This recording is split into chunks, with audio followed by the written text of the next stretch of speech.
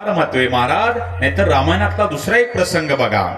ज्या वेळेस गोष्ट मिथिला नगरीतली, दुसऱ्या दिवशी धनुष्यबाण उचलल्या जाणार. आदल्या दिवशीच्या रात्री प्रभू रामचंद्र, लक्ष्मणजी आणि विश्वामित्र मिथिला नगरीमध्ये, जनकपुरामध्ये विश्वामित्र बसलेले आहेत, झोपलेले आहेत. आणि प्रभू रामचंद्र आणि लक्ष्मणजी पाय चेपतात विश्वामित्राचे, आपल्या गुरुचे पाय चेपता चेपता विश्वामित्र म्हणले, राघव, लखन, अरे जाओ शयन करो. आणि प्रभू रामचंद्र आणि लक्ष्मणजी आपल्या शयन कक्षामध्ये आले. मिथिला नगरीतली गोष्ट आहे. प्रभू रामचंद्र झोपले आणि लक्ष्मणजीचं जागरण व्रत चालू झालं. आणि लक्ष्मणजी पाय चेपतात. कुणाचे? प्रभू रामचंद्राचे. आणि पाय चेपता चेपता प्रभू रामचंद्राला गाढ झोप लागली. झोप लागल्याच्या नंतर एकाएकी मध्यरात्र आहे. प्रभू रामचंद्र गाढ झोपेत आहेत आणि एकाएकी लक्ष्मणाच्या डोळ्याला धारा लागल्या. शांतरावर काही. आणि लक्ष्मणाच्या डोळ्याला धारा लागल्या आणि लक्ष्मणाचे गरम अश्रू प्रभू रामचंद्राच्या पायावर टप दिसी पडले. तेवढ्यानं प्रभू रामचंद्राला जाग आली आणि लक्ष्मण रडत आहे. प्रभू रामचंद्र म्हणे, अरे लखन, रात दिनी सेवा ही सेवा करताय क्या रे? जाओ शयन करो. आणि लक्ष्मणाच्या चेहऱ्याकडे बघितलं तर लक्ष्मणाच्या डोळ्याला धारा लागलेल्या. प्रभू रामचंद्र म्हणतात, अरे लखन, तू तो रो रहा है. भैया, आपको रोने का कारण बताया तो अच्छा नहीं लगेगा. अरे लखन, तू क्यों रो रहा है? भैया, रोने का कारण मैंने बताया तो आपको अच्छा नहीं लगेगा. अरे लखन, बोल किस लिए रो रहा है? भैया, कल आपके हाथों से धनुष्य टूटेगा. अरे ये तो बड़ी खुशी की बात है. आगे की सुनो भैया, कल आपके हाथों से धनुष्य टूटेगा. सीता जी आपको माला पहनाएंगी. वो आपकी पत्नी होगी, मेरी भाभी होगी. और मैं कल आपकी चरण सेवा करने आऊंगा तो भाभी दरवाजे पे खड़ा रह के बोलेगी, लखन, भाग जाओ यहां से. चरण सेवा करने का पूरा अधिकार मेरा है. तो भैया, कल से मुझे आपकी चरण सेवा नहीं मिलने वाली. तो चरण सेवा करने के लिए मेरी अंतिम रात है, इसलिए मैं रो रहा हूं. एवढ्या एका शब्दानं प्रभू रामचंद्राच्या डोळ्याला धारा लागल्या. भाई लखन, तूने तो बड़ा लंबा हिसाब लगाया रे. तो मैं आज से ही बंटवारा करता हूं. सुन लखन, मेरे दाएं पैर की सेवा मेरी सीता करेगी और मेरे बाएं पैर की सेवा मेरा लखन करेगा. और जिस दिन मेरी सीता और मेरा लखन ने होगा ना, मेरे दोनों पैर की सेवा मेरा अकेला हनुमान करेगा. एवढ्या कृतीनं प्रभू रामचंद्राच्या डोळ्याला धारा लागल्या. विचार करा, सावत्र भावे, दुसऱ्या दिवशी भावाचं चरण सेवा भेटत नाही म्हणून सावत्र भावा करता चरण सेवा भेटत नाही म्हणून रडतो. आणि इथं सक्का भाऊ ईदभऱ्या बांधासाठी घशात कुऱ्हाडी घालतो. त्यावेळेस प्रश्न निर्माण होतो, नेमकं रामायण झालं तरी कुठं होतं? या बंधू प्रेमाची आज नितांत गरज आहे. अरे विचार करा, कल्पना करा, आपला भाऊ, अरे बंधू प्रेमा इतकं प्रेम कुठं नाही बघा. अरे मित्र पैशानं भेटतील पण भावाची खरेदी होणार नाही. जब पास तुम्हारे पैसे तब सब पूछते हे कैसे. आणि एकदा पैसे संपले की कैसे म्हणणार आपल्या जवळ थांबणार नाही. अपने भी पराये हो जाते हैं, अपने भी पराये हो जाते हैं जो अपने खास होते हैं, और पराये भी अपने हो जाते जब पैसे पास होते. त्यांना बोलवायची गरज नाही, पण बंधूचं प्रेम हे मित्र देऊ शकत नाही. नाहीतर कल्पना करा, तुम्ही तुमच्या भावापेक्षा तुम्ही 10 वर्षांना लहान आहात. भाऊ 10 वर्षाने मोठा आहे आपल्यापेक्षा. त्याला 2-4 मुली आहेत. तुमची परिस्थिती चांगली, तुम्ही अख्खा जालन्या फिरून येता बुलेट गाडीवर, पांढरे कांजीचे कपडे घालून फिरता. आणि तुमचा भाऊ बिचारा धोतर घातलेला, गरीब, 2-4 मुली त्याला. आणि मुलगी आजारी पडली, तिकीटाला पैसे नाही, पायी गेला जालन्याला. आणि स्टँडवर एक मारवाडी समाजाचे शेठजी भेटले. शेठजी, तुमच्या पाया पडतो, फक्त 200 रुपये द्या. माझी मुलगी आजारी पडली, तिकीटाला पैसे नाही, तुमच्या पाया पडतो, आयुष्यभर रखवाली करतो, फक्त 200 रुपये द्या. आणि इकडे एक भाऊ 200 रुपयाच्या पुड्याचा चोरडा मित्रांकरता त्याच जालन्याच्या स्टँडवर करतो आणि एक भाऊ 200 रुपयाकरता शेठजीच्या पाया पडतो. पण त्याच वेळेला त्या कांजीच्या कपड्यावाल्या भावाला जर कुणी आईवरून शिवी दिली तर एकाही मित्राला वाईट वाटत नाही का? त्याची आई वेगळी, आपली आई वेगळी, आपल्याला काय करायचंय? पण तुम्ही तुमच्या भावासोबत 10 वर्ष झालं बोलत नाही. अरे असू द्या फाटक्या कपड्याचा, बिगर चपलाचा, पण तुम्हाला मायवरून दिलेली शिवी त्यांना ऐकू द्या. ताड ताड ताड ताड वाघासारखा येईल आणि शिवी देणारा तर थोबाड पडल का? हे प्रेम मित्र देऊ शकत नाही. आणि ते बंधूचं बंधूवर प्रेम कसं असावं याकरता रामायणातील पात्रांचं चिंतन करायचंय. सख्खे नाही सावत्र भाऊ आहेत. राम कौशल्याचा, लक्ष्मण सुमित्रेचा आणि भरत कैकेयीचा. पण सावत्र बंधूसाठी सख्या मातेचा धिक्कार करतो, त्याचं नाव आहे भरत. म्हणून आज या गोष्टीची नितांत गरज आहे बघा. नाहीतर विचार करण्यासारखी गोष्ट मी नेहमी सांगत असतो. ज्याला परमार्थातलं राजकारणातलं काहीच माहित नाही ते पण बढाया मारत. धनंजय मुंडे साहेबांना आणि पंकजा ताईनं एकत्रित आलं पाहिजे. उद्धव ठाकरे साहेबांना आणि राज ठाकरे साहेबांना एकत्रित आलं पाहिजे. अजित दादानं आणि सुप्रिया ताईनं एकत्रित आलं पाहिजे. पण त्यांच्या अगोदर तुमच्या माझ्या बापानं चुलत्यानं एका जागी आलं पाहिजे. याची खरी गरज आहे बघा. अरे हेच टिकलंय बघा. काही काही भाऊ इतके एकत्रित राहतात महाराज, त्यांचे बर का ते म्हातारे झाले, त्यांच्या मुलालाही सुना आल्या तरी एकत्रित राहतात. तर माझ्यासोबत आमचे शिवम भाऊ आले, त्यांनी चुलत्याचं वडिलांचं नाव कोरले हातावर. बघा विचार असे, हे बंधू प्रेमाची आज नितांत गरज आहे बघा. नाहीतर विचार करा, आज आपल्या देशामध्ये बघा रक्त रक्तावर ज्यावेळेस उलटतं त्यावेळेस महाभारत घडतं. पण रक्त रक्तावर ज्यावेळेस प्रामाणिक वागताना त्यावेळेस रामायणच घडतं. नाहीतर रामायण सांगायचं म्हणल्यावर 7 दिवस लागतात. बरोबर आहे का? आणि मी परवडणार पण नाही. बरोबर आहे का? बघा मग तुम्हाला एकाच वाक्यात कशाला म्हणतात रामायण आणि कशाला म्हणतात महाभारत एकाच वाक्यात सांगतो बघा. झोपू नका, एकाच वाक्यात काम तमाम. बरोबर आहे का? कशाला म्हणतात रामायण सांगायचं म्हणल्यावर 7 दिवस लागतात आणि महाभारत सांगायचं म्हणल्यावर लागतील 2-4 वर्ष. पण एकाच वाक्यात रामायण महाभारत सांगतो. कशाला म्हणतात रामायण, कशाला म्हणतात महाभारत? माझ ते माझ आणि दादाचं तेही माझं, याचं नाव महाभारत आहे. कळलं का? महाभारत.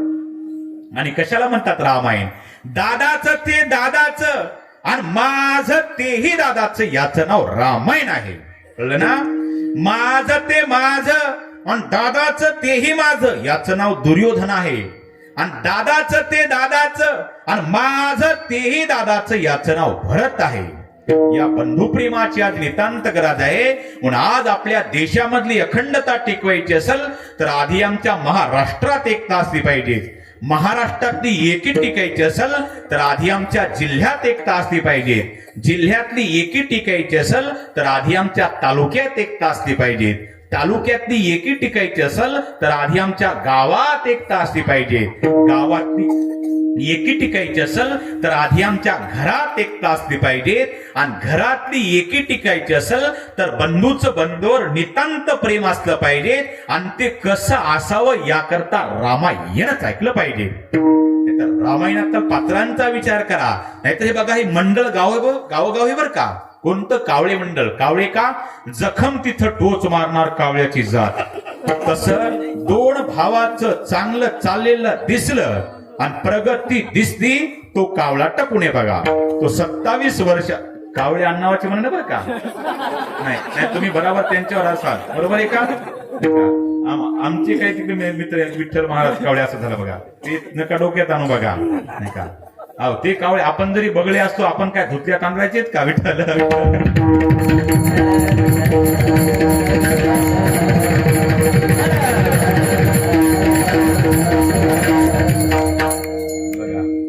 मला का माहिती होतं का? हे अंदाज लागला उगत. बरोबर आहे बघा. मी काय म्हणून बघा, आहे गावोगाव बघा जखम तिथं टोच मारणार. तसं 2 भावाचं चांगलं चाललेलं दिसलं आणि प्रगती दिसते, तो टपून आहे. तो 27 वर्षाचा भाऊ उसामध्ये दारे धरतो आणि हा बिनामंत्रणाचा जातो आणि बांधावर गाडी उभी करतो आणि बाहेरून थाक मारतो. बाहेर ये रे 27 वर्षाचा ऊसातून भाऊ बाहेर आला आणि हा त्याला म्हणाला, गडी एका त्याचा तू कुणाचा? तुझ्या भावाचा. म्हणजे आरते तिकडे जालन्यानं शर्टिंग करत फिरता आणि तू इथे ऊसात दारे धाडतो. अरे घ्या उद्या अर्धा वाटून. आता किती अवघड झालं. आता असं म्हटल्यावर आता ते म्हणलं, ते आता जर विचार करा, जर भाऊ भावाचं जर प्रेम असलं बरं ते म्हणतं, अरे वयाचा विचार केला पाटील तुझ्या वयाचा. मग तर तो हादरला, म्हणलं अख्खं पेट्रोलचं कॅन आपलं वाया गेलं. वयाचा विचार केला, माझ्या वडिलाच्या वयाचा म्हणून तुझा मी मान राखतो, पण आज सांगण्याची बारी हात तुला सांगतो. अरे लहानपणी आमचे मायबाप मेले, आम्हाला नात्या गोत्याचं कुणीच नाही, काका नाही, काकी नाही, मावशी नाही, आत्या नाही, मामी नाही, कुणीच नाही. गावकऱ्यांनी वर्गी म्हणून आमच्या माय बापाचा 10वा 13वा उरकून दिला. आणि 13वीच्या दिवशी माझ्या 15 वर्षाच्या दादाच्या गळ्याला मी पडून रडलो. माझा भैया म्हटला, काळजी करू नको, अरे मायबाप पेले म्हणजे मोठा भाऊ बाप असतो, तुला काही कमी पडू देणार नाही. माझ्या 15 वर्षाच्या दादानं तिकडं दुसऱ्याच्या हमाल्या केल्या, दुसऱ्याचे गुरं वळले आणि मला पुण्यात शाळेत शिकायला टाकलं. योगायोग माझ्या भावाचं लग्न जुळून आलं. गरीब घराण्यात पण माय सारखी वहिनी भेटली. तिने ठरवलं मी परिसरातले धुणी भांडी करल, पण माझ्या दिराला पदवीधर करून दाखवल. वहिनी तिकडे मोलकरीण झाली, दादा तिकडे हमाल झाला. त्यावेळेस माझ्या इतका गावात कोणी शिकला नव्हता. त्या दोघांना असं वाटायचं आमच्या कष्टाचं पान फेडल, याला एखादी मोठी नोकरी लागल. माझा दादान वहिनी अख्ख्या तालुक्यातल्या पुढाऱ्याच्या पाया पडले, पण एकाही बैमान पुढाऱ्याला आमची दया नाही आली. आता मी इथं उसात दारे धरतो, याला माझा दादा काय करल.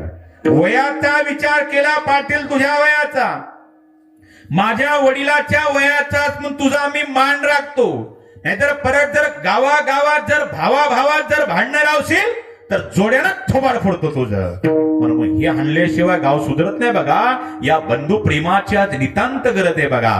नाहीतर विचार करा, रामायण आदर्श ग्रंथ का ठरला?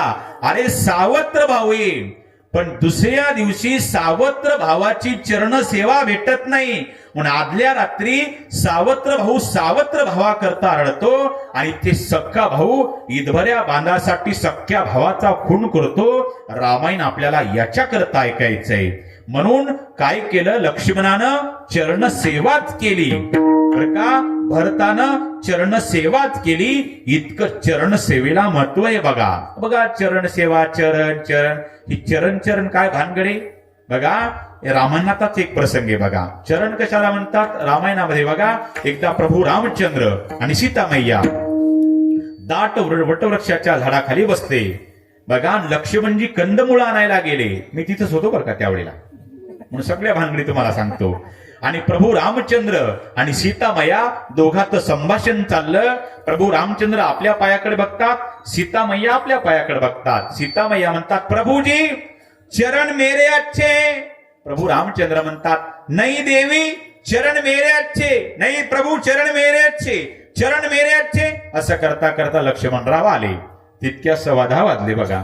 आणि मग 10:15 आणि मग लक्ष्मणजीला प्रभू रामचंद्र म्हणतात, अरे लखन तुम्हारी भाभी बोलती है चरण उसके अच्छे, मैं बोलता हूं चरण मेरे अच्छे. तू बिरागी संत है, सही निर्णय देने वाला, बोल चरण किसके अच्छे. लक्ष्मण जी बोले, भाभी भैया आपस में समझौता कर लो, भैया को गुस्सा आएगा नहीं तो भाभी को गुस्सा आएगा. नहीं लखन तू बिरागी संत है, बोल चरण किसके अच्छे. आता लक्ष्मणराव हुशार.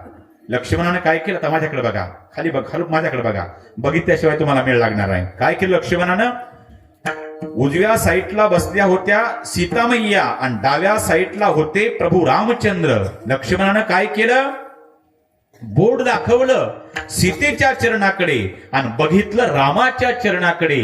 आणि लक्ष्मणजी काय आता इकडे कोणी, सीता मैया, बोट कोणाकडे दाखवलं, सीतामैयाच्या चरणाकडे आणि बघितलं कोणाच्या चरणाकडे, रामाच्या चरणाकडे. आणि लक्ष्मणजी म्हणले, ये चरण से ये चरण अच्छे है. कृती बघितली तुम्ही, काय केलं, बोट इकडे दाखवलं आणि तोंड इकडे केलं. ये चरण से ये चरण अच्छे है. आता हिंदी मध्ये सेचे 2 अर्थ होतात. से म्हणजे पेक्षा आणि से म्हणजे मुळे. यांच्या पेक्षा हे चांगले आणि यांच्या मुळे हे चांगले. बरोबर आहे का? पण यांनी पेक्षा अर्थ लावला. लक्ष्मणजी काय म्हणले? ये चरण से ये चरण अच्छे है.